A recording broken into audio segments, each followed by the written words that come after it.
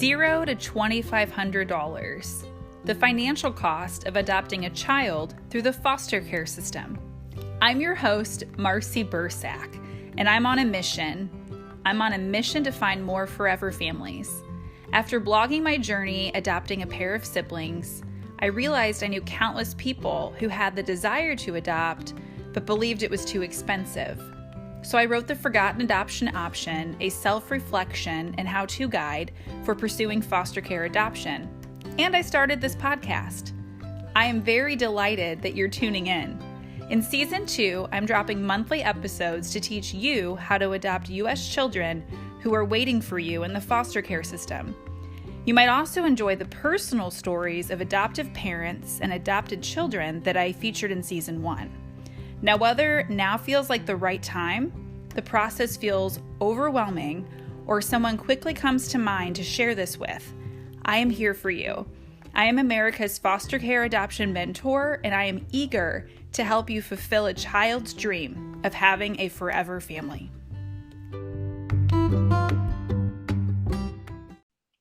Welcome to the Forgotten Adoption Option podcast.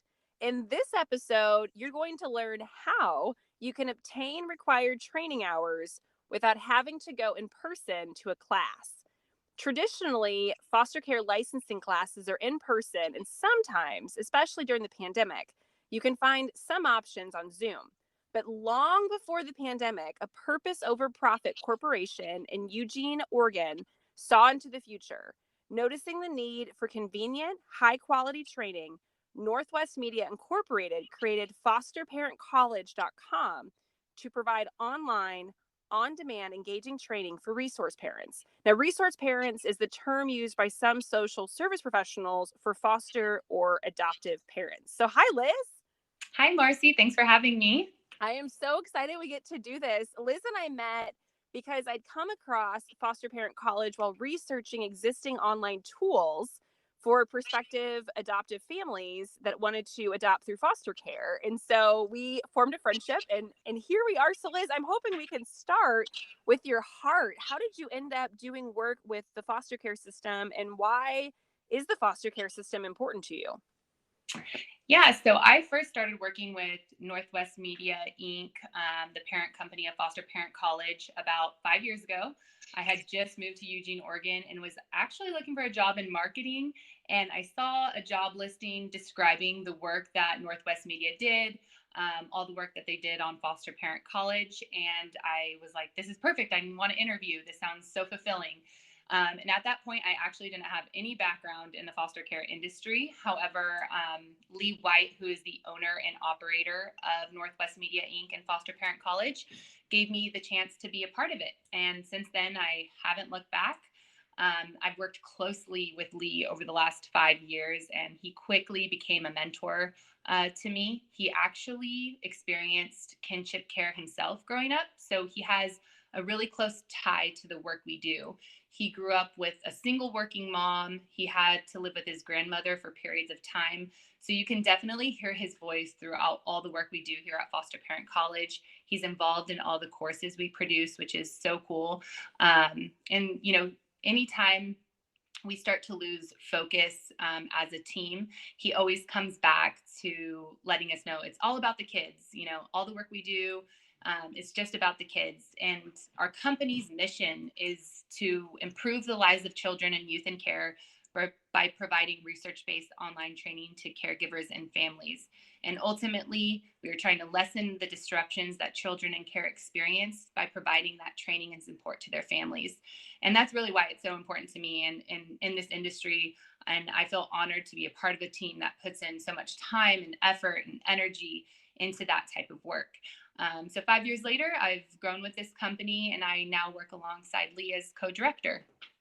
That's so amazing. And just so that our listeners know, so kinship then is usually like you went into foster care, but you were placed with a family member, like someone that's part of your kin. So was Lee placed with like an aunt or uncle, or do you Correct. remember? Yeah, he was actually placed with his grandmother for different periods of time. He had a mother that was actually working in the PR industry at that time. And during that period of time, it was kind of unheard of for this single mother to have such a, prominent career. And so she definitely was working all the time, and she had to rely on family kinship care to care for her sons at different periods. So it's cool that he has those experiences to put into the work we do here. Yeah, it's really a firsthand experience. It's so awesome. Okay, so I know that you can explain this best. Can you explain to listeners what exactly Foster Parent College is, and then how long you all have been around? Yeah. So Foster Parent College, it's an online training platform that provides high quality research-based trainings for resource families. And as Marcy just said, resource families include foster, adoptive, kinship, and even bio families. And these courses can be used for pre-service training, which is, before you become a licensed parent. They could be used for in-service, which is your ongoing annual training. And they're also used for just-in-time training. And we get a lot of parents that aren't necessarily caring for a child in care, but they use our courses, if they're having a behavioral issue at home or need access to help with a parenting strategy. So it really can be used for all different types of parents. It's not just for resource families, but we do have a focus on that. And our courses are also used a lot by social workers, agency staff, and also school personnel. Teachers and counselors can use a lot of our courses, especially those like the role of mandated reporters. So we see a lot of different users across the board, and it's very cool to see. We have about 75 online courses today, and 17 of those have been developed or translated into Spanish, which has been huge. Wow. For throughout the United States. We actually have a contract in California. We have them throughout with a lot of states throughout the United States, but it's been a huge asset in California. And we get so much feedback about, how helpful the Spanish courses are. So we are continually translating courses at a time. We're also developing new courses, and we are actually a pretty small team. We have about 12 members on our team, and we're constantly working on like 4 or 5 courses at a time. And it takes us about a year to create a course. We have to, when we first get a topic, we have to research and find a expert in that field, and we have to interview them and make sure that usually they have some background in child welfare as well. And then once we decide on bringing an expert onto our team, they worked with our own script writing team in developing a curriculum for that course topic. So that takes quite a bit of time because it goes through such a rigorous editing and review process. And then once it's finalized, it goes into our production team who, films the expert and the actors and actresses. And then it goes to our development team to actually program the activities and things like that. And that's what makes us really unique. Our courses are not just lecture based. We have tons of interactive activities within them. So parents are continually engaging with the training itself. It helps with information being retained. They're not just pressing play and watch somebody talk for, 2 hours. So we get a lot of good feedback about that. And also one of the biggest highlights is, having our courses being self-paced. It makes it so convenient for parents. They're already caring for children at home, and they have busy schedules and jobs and things like that. And so being able to jump online when training permits is huge for these parents. They can log in before their, kids wake up in the morning and before they have to take them to school. They may have like an hour lunch break. They could spend some time on our website to complete some training or when the children go to bed, so the convenience is definitely a big part of it. And another thing that makes us unique is that kind of makes us stand out to agencies is that both our in-service courses and our pre-service blended courses and training has been rated and recognized by the California Evidence-Based Clearinghouse. And so we get a lot of inquiries coming in that way. So that's been very cool, and it was a big milestone for us to be on that website. And kind of to take you back, kind of how this all came about, how Foster Parent College all came about, was actually all the way back in the 1980s.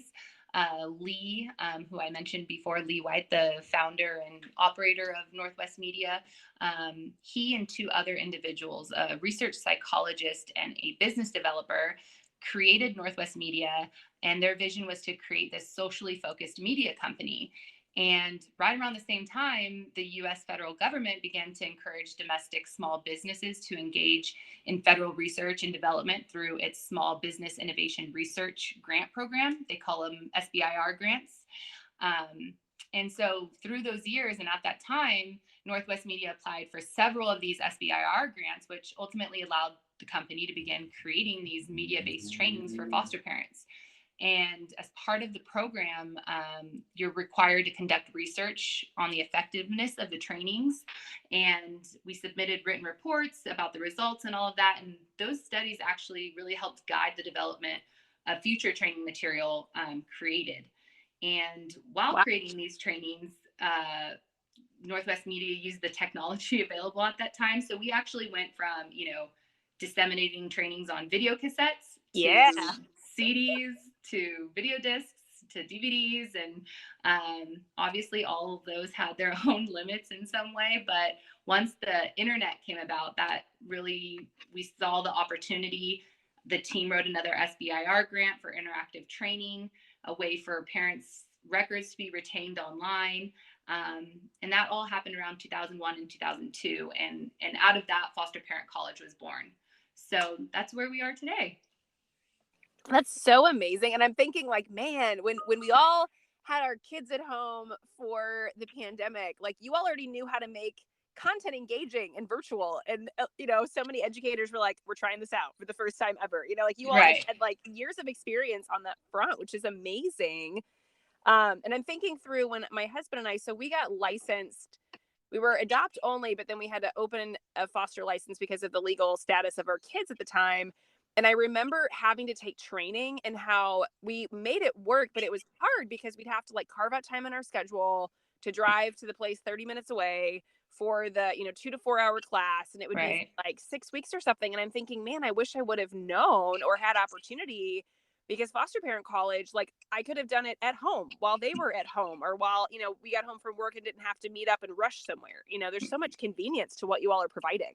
Right. Yeah. And I think it's one of the biggest takeaways when I connect with agencies at the end of their first year of utilizing foster parent college, or oftentimes even after they've gone through an audit. And the very first thing they say is like, the parents can't stop talking about how convenient this is, and their numbers are up and they have more people finishing through completion of the training. So it's awesome to hear, especially, when you're putting in this work, like Lee said, we always go back to the focus of it being all about the kids, and we can get so wrapped up in making like things so perfect on a production or things like that. But what it really comes down to is that the parent receives relevant information about the training, and it's been great. It does sound great. And I do wonder, do you ever have like companies that reach out that have like parenting assistance for their employees? Do they ever work with you all to provide that training, like that coaching on how to parent? So we actually hear a lot from just like individual parents that go on our site that, like I said, aren't in the child welfare industry. And we also have a lot of schools that reach out.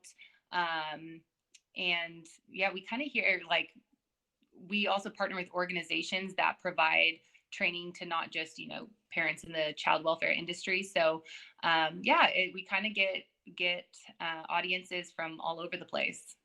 That's so great. And then you all have this big milestone that's coming up that I'm so excited about. Will you tell us what it is? Yeah. So obviously, having started the company back in the 1980s and having it grow on video cassette. come into being a foster parent college, it's been a long road. And so especially for Lee, but for our whole team, we're so excited to announce that we will be reaching 1 million courses taken on our website this spring. So it's been amazing. We're a very small team. Like I said, we currently serve around 250,000 users. So it's a big accomplishment, and it's really exciting. It's cool to see. Liz, that's huge. You have 250,000 users. 250,000. That's a lot. Yeah. And it's really the milestone has a lot to do with the trust we've built with our agency partners over the years. Our goal is to have the agency cover the cost and provide the training to their parents, and to do that, they need to trust the courses that we're providing. And we keep providing these high quality trainings, and then they trust as a resource for their parents' training. And especially at the state level, when we get a statewide contract and and that state opens it up for parents not to have to pay to take these courses, and they can access them at any time. And not only just for their required training hours, but also just easy access to expert help that's just a click away. These parents can go on, if they're having a behavioral issue at home, they could just jump online and honestly become an expert on it. So that's really cool to see. And I really appreciate all the partnerships we have across the United States, because we're able to, reach so many more families and help them in that way. That is incredible. Okay. So I think foster parent college, and I'm in the middle of some graduate courses. So I'm thinking oh, I know my mascot. So I'm thinking, does foster parent college have a mascot? It's funny. We actually get that question a lot. And I just started working with a girl on our team that has been pushing for it. And we don't currently have one, but we are in the midst of a website redesign. We're revamping everything. And so I think it'd be cool to hear, what other people think about what our mascot should be. Maybe do a poll for parents on our website. So maybe that's something in the future we can definitely look into. That and maybe a swag store, I would totally wear Yeah. a sweatshirt or a beanie. Yeah, That's cool stuff. And that spreads awareness. It's awesome. totally. That's so great. Liz, I remember when you and I first got to talk, it was video call. You told me some, to me, unbelievable statistics about course completion rates. And for those that don't know, there's a lot of attrition between the steps of when a family or an individual contacts an agency to start getting licensed, and when they start the training, and then again when the training actually happens, and then finishing. So there's just people that drop off because of different reasons. And Right. I'd love, Liz, could you share your completion rates, why that is, and what kind of difference that's making for children in foster care? Yeah, of course. So the completion rates actually vary agency to agency. And, mostly every time I work with an agency, we provide reports to them throughout their contract with us. And that includes, the rates of completion. So how many people have been enrolled, how many people started, how many people completed training, all of that. And so through our system, we're able to see, out of 190 people that took training, 185 of them completed it, and so we get tons of feedback from our agencies from those reporting numbers. And at that time, and it kind of aligns with the studies we've done too, and this being a big part of it being because of the convenience of the online training and how the courses are designed. But ultimately, more parents being licensed, so more people becoming licensed foster parents means more children are able to join families, and the better trained the parents, the less disruptions for these children. And that's everybody's goal in this industry. So I think that's the difference that it really makes in this industry, in child welfare and in foster care. And through our system, we also have this really cool feature that it's called our course evaluation report, and it allows parents to submit essentially a survey, an evaluation of each course they complete on our website. And their information that they submit is submitted anonymously, so we feel like we could really trust it. There's no way our system tracks it. The agency can't see who submitted it. It's completely anonymous. And we ask them to rate statements on a scale from 1 to 5, 1 being strongly disagree, 5 being strongly agree. And the statements are things like, this course added to my knowledge about caring for children, or I feel like this training was time well spent.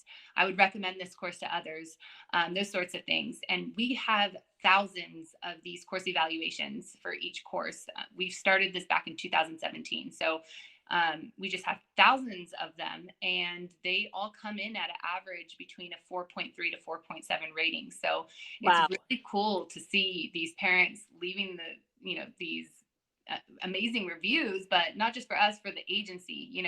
The agency can see how their parents are responding to the courses, and they also have the opportunity to leave comments. So anytime that they leave a comment, our script writing team reviews those. And a lot of times it's kudos, or sometimes they're, maybe not as many kudos. Maybe it's like, oh, somebody looks like they're wearing like an outdated outfit in this scene or something like that, or, oh, this person's a little monotoned, but for the most part, we get a lot of kudos, and sometimes we even get suggestions, and which is huge for us because we take many avenues on updating our older courses.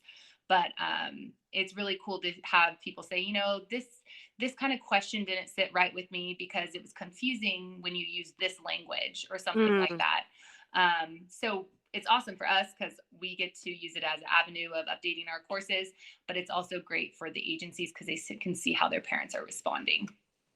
And what's so incredible, in addition to like the reviews are really strong, to me that says that the parents that are watching are learning. And then on top of that, like the efficiency that you bring, because I'm thinking, man, if you just took 5 agencies across the country and said, you don't have to do this training yourself anymore, you can let it be online, like that frees up so much time for the people at those organizations to do other things for these parents and these kids. And so just the efficiency that you bring to help agencies focus on the kids and the families is so incredible, Liz. That's so great.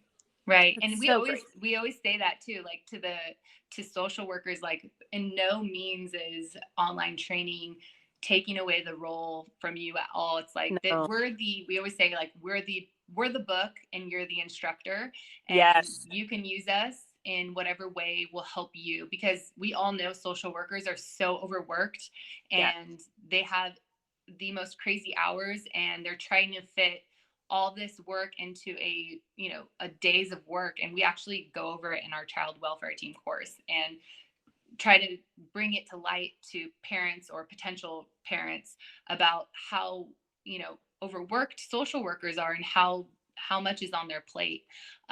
So when we talk to agencies, we're like, there's no way that we could ever replace what you're doing. Like, this is completely just supposed to be something that can help you and help your parents and free up some time so that you can, breathe throughout the day. So it's been great. That's amazing. I want to dig a little deeper for a second, because you just mentioned about the amount of weight on social workers' plates. And I'm working on the Forgotten Adoption Option app, which is to help really get families that are interested and individuals that are interested to go from interested to finding training. But during that process, sometimes it can be hard to get a response from a social worker, or it can be delayed, or things can be lost. And I'm trying to build in the empathy, right? The empathy that like, this is a human that is being demanded so much. And it sounds like you all teach that. So, because I know there's some social workers listening that I know would just love if we taught on this. And I think it's such a critical skill set in this space. Liz, what do you teach in your classes related to that? Like, how do you bridge that empathy to understand that, sometimes there are delays and the social worker's in it for you, but sometimes they just have so many demands, there might be a delay to things. Right. So in our child welfare team course, we actually take the parent, or let's just say the trainee, the viewer, through a day of a social worker, and we map out the day completely, and we give them a couple examples. Like we say, this one social worker has X amount of cases they're working today. They need to do a home visit. They need to submit this report. They need to make these phone calls. And so they essentially map out a day of a social worker so that a parent can see, wow, like, this person is going. Like, I can understand why my call may have not been answered because they're dealing with X, Y, and Z. So it's just like you said, it's a way to create some empathy for how busy social workers can be, and how to kind of respond to them. That's so healthy. And I would imagine that plays into folks staying with their training and staying as foster parents and adoptive parents, because they can understand how the actual system works versus I'm feeling like cold shoulder. No, there's not cold shoulder. It's demand and empathy. That's so right. Great. Yeah. And a lot of agencies use it for their pre-service training. So once a parent is, passes all the processes of actually going into training, and before they have a child join their family, they have to go through these sets of courses. And usually throughout every agency I've worked with since I've been here, if they're using us for pre-service training, the child welfare team is one of the very first courses they have their parents enroll in, because it really lays it out about what to expect, and the team that you work on, who's involved in this process of you becoming a foster or adoptive parent. Who do you have to deal with? Not just the social worker, but you have to know about the primary family and all of that. So that it really does a great job about laying it out. And it should essentially be like one of the very first courses people take before even going through the process, so that they know, oh, this is what I can expect and who I need to work with, and that sort of thing. Yeah, it's a great big picture view. So I'm thinking, I know we have some social workers listening. I know we also have folks that are like right now getting training, or they're going to get training. So you kind of have people that can be thinking about foster parent college. So they might be thinking, how do I get this agency to become an affiliate with you all? Because you could really help them develop some efficiencies and meet some needs. So what do they need to know if their organization qualifies? And then what would the first step be? Yeah, so any agency that would like to provide FPC online courses to their parents or their agency staff qualifies. All they have to do is go onto our website. We have a registration form there. They complete it. We automatically sign them up for a standard account.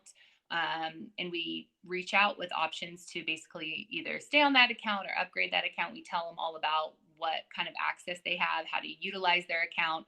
And we have a whole team that helps with onboarding to learn the easy to use management system. We have agency partners, like I've been mentioning, throughout the US, but as well as in Canada and Australia and the UK. So we have tons of agencies that are on our website and using us to set up, manage, and monitor training. So, the agency testimonials is a great page to check out too. So you can see how other agencies are feeling about foster parent college, but we also, can always set up references and things like that. So we have a full demo on our website, and it'd be great for agencies to check out if they're interested in providing this to their parents. And then, parents who want to training on our site, they have a couple different options. They can open a self-registered account, which just allows them to manage their own training. They purchase it themselves. They enroll in whatever trainings they'd like. And the other way is to go through an agency. So we have this map on our website that it's really cool. I've used the map. It's like it's like a interactive map. But basically, any of our partners can choose to be listed there. Not all of them are, but parents can go on and they can click on their state, they can click on their county, and they could see who's affiliated, what agencies are affiliated with foster parent college. And a lot of times those agencies will cover the cost of the parent's training, or at least reimburse the parent for training. But all of them on that map do accept it. So, I always encourage parents to go check that out first, because, if the agency is going to provide it to them, they should definitely take advantage of that. So good. I have an account. You let me have access, and I've been poking around. So anyone that's listening can go and look and see. And I love it. It's like an online portal it's like the modern day stuff that I think we've all maybe become more aware of through things like Udacity and Google certificates, but it's something you all have been developing for such a long time, and it's so interactive. So that's great. It's great information. Okay, Liz, final question. So as I've taught around the country, I've gotten questions from adults with disabilities asking if they qualify to be a foster or adoptive parent. And I was really intrigued because on your website, I saw a note about you all being ADA compliant. Can you share how your site accommodates those with a disability? Yeah, so our staff is actively working to improve our website to support people who have disabilities. Our ultimate goal is to meet or exceed ADA requirements while still maintaining the quality of our courses. So we're almost done with closed captioning most of our courses. For listeners who are interested in those, we actually have little CC icons on all the courses that are closed captioned so far on our website. And then we're starting to move forward about making our website completely accessible to people who use screen reading software or other assistive technologies to access the internet. So we started this project last year with the closed captioning. It's almost complete. And we just started moving forward with the screen reading software. So we're hoping to have all of this complete, hopefully by the end of the year. So that's really exciting for us too. That's great. And tucking that away for future, but I know there are several people that have asked before, and that's going to be such a great resource for them to know that there's a way for them to engage, and they absolutely can get licensed to adopt or foster. Liz, this was so informative, and I am like so pumped because you've shared with our entire country and potentially the world that there's this incredible tool that as an individual parent, I can go use this, whether I am a foster adoptive parent or just a parent or future parent. And as a social worker, I can benefit. There's so many applications of ways that I think you've just given people great ideas and encouragement. And I just really want to commend the work of what you all are doing. I hope I'm one of the first to have your swag that comes with the mascot. I think yeah, I'll definitely put you at the top of the list. Yeah, please. But I am so thrilled that you all are in our country doing the work you are behind the scenes. And I know you don't get a lot of accolades because you're more of a service, but you are making such a difference for our nation's 125,000 waiting children. So I just so appreciate the work that you do, Liz. Thank you, Marcy. I appreciate you having us on the podcast. As a listener of the Forgotten Adoption Option podcast, you are helping raise awareness about foster care adoption and the 115,000 adoptable children in the United States. By leaving a review, subscribing, sharing, and talking about this podcast, you can help children and sibling groups find their forever family. If you'd like more information on adopting a child or sibling group through the foster care system, please visit my website, forgottenadoptionoption.com. There you will find how you can get started and even order a copy of my book for adults, The Forgotten Adoption Option, which will guide you through the entire process. You can also find my book for children of all ages, Are You a Forever Family? My books are available in paperback, audio, and ebook formats, and they might even be available at your local library. I welcome you to reach out to me with questions, comments, and your own adoption story. I would love to hear from you if you're signing up for licensing classes or to hear where you are in the foster care adoption process. You can find me on Facebook, Instagram, and LinkedIn. Just search for Marcy Bursack. I really appreciate you tuning in, caring, and sharing, because every child deserves a family.